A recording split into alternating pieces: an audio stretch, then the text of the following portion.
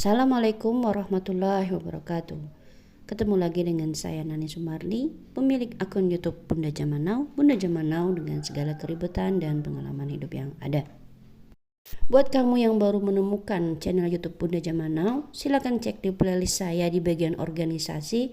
Di sana sebagian besar video saya adalah video-video mengenai kegiatan Reksosek.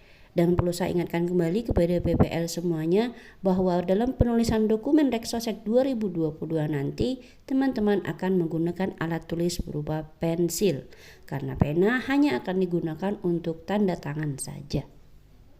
Pena yang digunakan untuk tanda tangan adalah pena warna hitam, sementara pena warna merah untuk memberi kode NR pada dokumen VK1 atau VK2.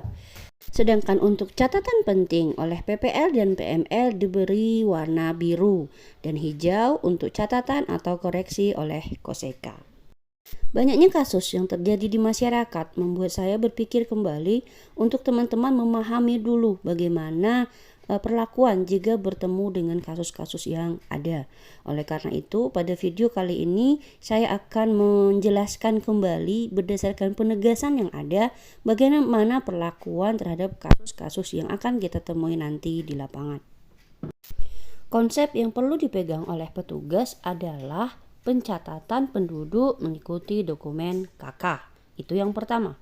Yang kedua adalah konsep menurut Undang-Undang Nomor 52 Tahun 2009, di mana keluarga adalah terdiri dari suami istri, atau suami istri dan anak, atau ayah dan anaknya, atau ibu dan anaknya. Jika penduduk tidak tercatat di KK manapun juga, kita kembali ke konsep penduduk atau konsep menggunakan Undang-Undang Nomor 52 Tahun 2009 dan dicatat di tempat tinggal saat pendataan sesuai konsep penduduknya. Ketika anak yang sudah berkeluarga, maka anak tersebut akan didata dengan kuesioner K sendiri. Mau dia sudah punya kakak, mau dia belum punya kakak. Bisa dia tinggal di rumah orang tuanya, bisa juga dia tinggal di rumah sendiri dengan dokumen K sendiri, terpisah dari orang tuanya. Ketika dia ternyata tinggal di rumah orang tuanya, maka pencatatannya seperti di part 2 video yang sudah saya upload sebelumnya. Dengan catatan, lihat apakah dia sudah mempunyai kakak atau belum. Jika belum punya kakak, kita pakai kode kakak orang tua. Tapi jika dia sudah punya kakak, kita tulis langsung nomor kakak dari anak yang sudah berkeluarga itu sendiri. Jika anak kos yang kuliah atau bekerja tersebut berasal dari keluarga yang sama atau dengan kata lain kakak adik, maka dicatat di satu dokumen K. Kasus 1 adalah kondisi seperti di video saya yang bagian part 2, di mana keponakan yang belum menikah ini kita tuliskan setelah nama anak terakhir yang ada di dalam dokumen KK. Sementara anak yang pernah menikah dibuat langsung di dokumen K sendiri. Kasus ketiga, ketika di dalam satu rumah dihuni oleh 3 kakak, di mana ada keluarga induk atau majikan di dalamnya dan ada pembantu dan supir yang merupakan suami istri dan tinggal bersama majikan tersebut, serta tukang kebun yang juga merupakan keluarga sendiri sehingga dicatat di dokumen K sendiri. Akan ditemukan kasus ketika dalam satu nomor KK ada anak yang sudah menikah dan menjadi kepala keluarga. Oleh karena itu, orang tua atau mertua tadi, baik ada pasangan atau tidak ada pasangan, maka tetap dicatat tersendiri sehingga di keluarga tersebut atau di bangunan tersebut ada 2 dokumen K. Pencatatannya, di dokumen K anak, nama kepala keluarga adalah yang tercantum di KK. Dan di rincian 402, anggota keluarga yang ada di KK tadi disalin semua, termasuk nama orang tua yang ada di dalam daftar KK anak. Namun untuk rincian 403, keberadaan orang tua atau mertua tadi dibuat kode 3. Ketika rincian 404 berkode 2, 3, 4 dan 6, maka pertanyaan untuk anggota keluarga tersebut dihentikan untuk kerincian berikutnya dan ke blok berikutnya. Seperti pengisian di dokumen ini, di mana keterangan di 404 berkode 3, sehingga tidak dilanjutkan ke pertanyaan 405 dan seterusnya sampai ke halaman terakhir tidak ditanyakan. Untuk dokumen K anak rincian 409, kepala keluarga adalah anak yang ada di daftar KK di urutan pertama. Tapi untuk di dokumen K orang tua, yang menjadi kepala keluarga adalah orang tua itu sendiri. Nama orang tua ini jika belum ada di 5A dokumen VK1, maka kita tulis di 5B dokumen VK1. Sementara di rincian 115 yang menjadi keluarga induk adalah keluarga anak, sementara keluarga orang tua merupakan keluarga pecahan. Kenapa? Karena orang tua atau mertua tersebut ikut dengan anak. Kasus lain adalah ketika orang tua tunggal, janda atau duda yang tinggal bersama dengan anak namun berbeda kakak. Maka pencatatan di dokumen K anak sesuai nomor kakak anak, pencatatan di dokumen keluarga janda atau duda sesuai dengan nomor kakak dari janda atau duda tersebut. Sehingga di rincian 115 sama-sama berkode 0. Kondisi lain jika dalam satu nomor kakak yang menjadi kepala keluarga adalah orang tua atau mertua. Namun dalam satu kakak tersebut ada anak yang sudah menikah, termasuk anak yang sudah cerai. Maka pencatatannya sama dengan video saya di part 2. Di dokumen K orang tua, nama kepala keluarga adalah nama kepala keluarga yang tercantum sesuai dengan kakak, yaitu nama orang tua itu sendiri. Sementara nomor kakak orang tua ditulis di rincian 114 dan di rincian 402 nama anggota keluarga salin sesuai kakak. Artinya semua yang ada di dalam kakak, termasuk anak yang sudah menikah atau pernah menikah tadi. Di blok 4 nanti anak yang sudah menikah atau sudah pernah menikah tadi diberi kode 3, sehingga untuk kerincian berikutnya dan ke blok berikutnya tidak ditanyakan. Lalu untuk anak yang sudah menikah atau pernah menikah tadi, jika namanya belum ada di VK1 blok 5A, maka tambahkan di blok 5B.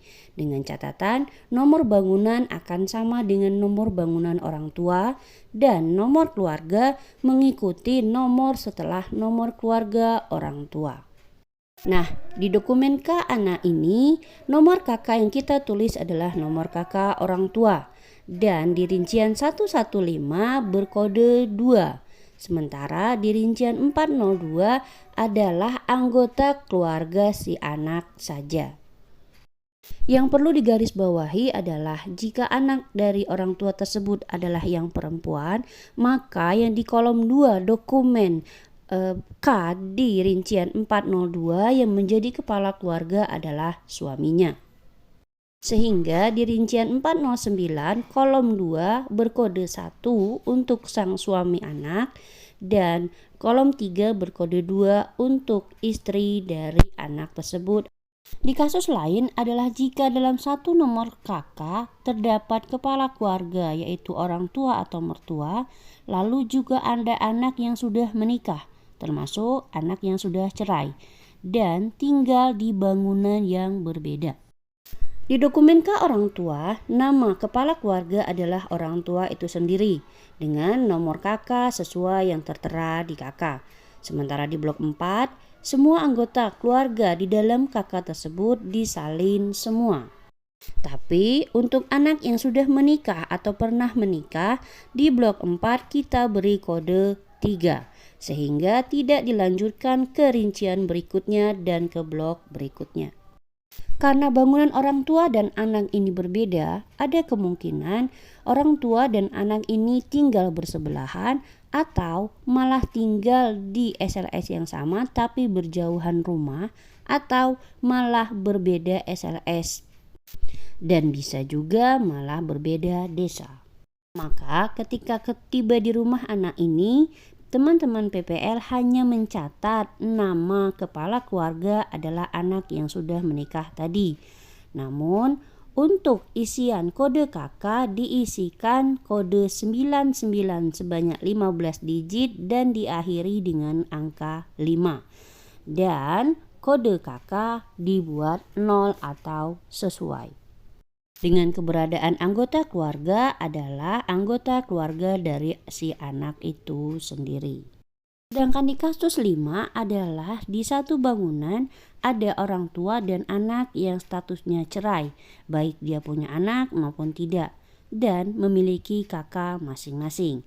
Maka pencatatannya seperti pencatatan pada keluarga umumnya, dengan di bangunan tersebut terdapat 2 keluarga atau 2 dokumen K. Untuk anak kos, baik yang tinggal sendiri maupun dalam kamar yang sama, lebih dari 1 orang, maka dicatatnya masing-masing kepala. Kecuali jika ada anak kos tersebut yang mempunyai hubungan saudara, maka anak kos yang mempunyai hubungan saudara ini dibuat hanya di 1 K. Besar kemungkinan bahwa nama anak-anak kos ini belum ada di blok 5A dokumen VK1, maka ditambahkan saja di blok 5B dokumen VK1. Di penegasan ini dijelaskan bahwa di rincian 108 yang menjadi nama kepala keluarga adalah anak kos tersebut. Sedangkan nomor dari nomor kakak adalah nomor kakak di tempat asal jika mereka bawa. Tapi jika tidak tahu, buat kode 9 sebanyak 15 digit dan 8 di 1 digit terakhir.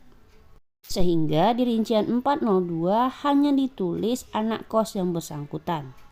Di kasus ke-8 adalah suami istri yang terpisah. Suami tidak pulang reguler seminggu sekali, sehingga untuk kasus seperti ini akan dicatat di 2 K yang berbeda.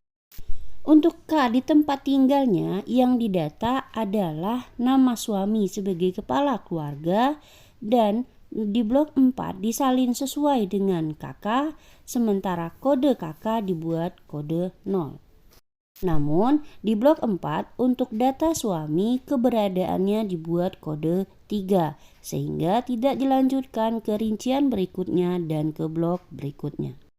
Jika teman-teman PPL bertemu dengan kondisi di mana ada suaminya saja, sementara istri dan anak-anaknya ada di kampung, maka penulisan di dokumen K suami ini, nama kepala keluarga adalah nama suami, nomor KK jika dia bawa sesuai dengan nomor KK yang ada, tapi jika tidak dibawa disalin dengan kode KK berada di tempat lain. Dan di blok 4 untuk dokumen K suami hanya ditulis nama suaminya saja. Di kasus lain akan ditemui bahwa di satu bangunan terdapat keluarga majikan dengan pembantu, baik tanpa pasangan maupun dengan pasangan, dan mereka tinggal bersama. Maka di bangunan tersebut terdapat 2 keluarga dan artinya 2 K. Untuk dokumen K majikan disalin sesuai dengan identitas kakak majikan, nomor kakak majikan, dan diberi kode 0 untuk kode kakak. Sementara di blok 4 salin sesuai apa yang ada di dalam kakak majikan. Sementara di dokumen K keluarga pembantu, baik pembantu itu membawa pasangan atau tidak ada pasangannya, atau malah membawa anaknya dan tinggal di rumah majikan, dan sudah punya kakak sendiri, maka di dokumen keluarga pembantu di blok 5B kita tambahkan nama kepala keluarga dari pembantu tersebut. Di rincian 108 kepala keluarga sesuai yang ada di kakak pembantu, dan di rincian 114 itu adalah nomor kakak pembantu jika pembantu tersebut membawa kakak. Tapi jika tidak membawa kakak, maka disalin dengan kode keberadaan kakak berada di tempat lain. Di rincian 402 yang disalin adalah seluruh anggota yang ada di kakak pembantu atau nama-nama keluarga dari pembantu itu sendiri yang ikut tinggal di rumah majikan. Di sisi lain, teman-teman PPL akan menjumpai situasi di mana keluarga inti akan kedatangan tamu keponakan dari daerah yang ikut tinggal di sana karena akan mengikuti kuliah. Biasanya di kasus seperti ini, keponakan tadi tidak ikut masuk ke dalam kakak pamannya. Maka dalam kondisi seperti ini, di bangunan tersebut ada 2 dokumen K. Untuk dokumen K paman, maka nama kepala keluarga sesuai kakak paman, nomor kakak pun sesuai dengan nomor kakak paman, dan di blok 4 yang disalin adalah semua yang ada di dokumen kakak paman.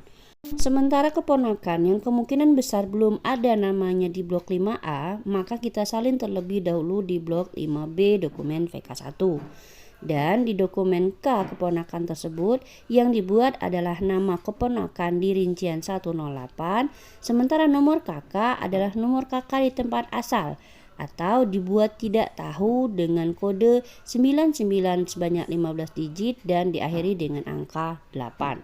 Atau bisa juga dibuat dengan kode kakak berada di tempat lain. Dan di blok 4 yang dituliskan hanya nama keponakannya saja. Dengan keponakan ini langsung sebagai kepala keluarga. Kasus terakhir yang membuat kita juga cukup pusing adalah ketika ada duda atau janda yang menikah lagi.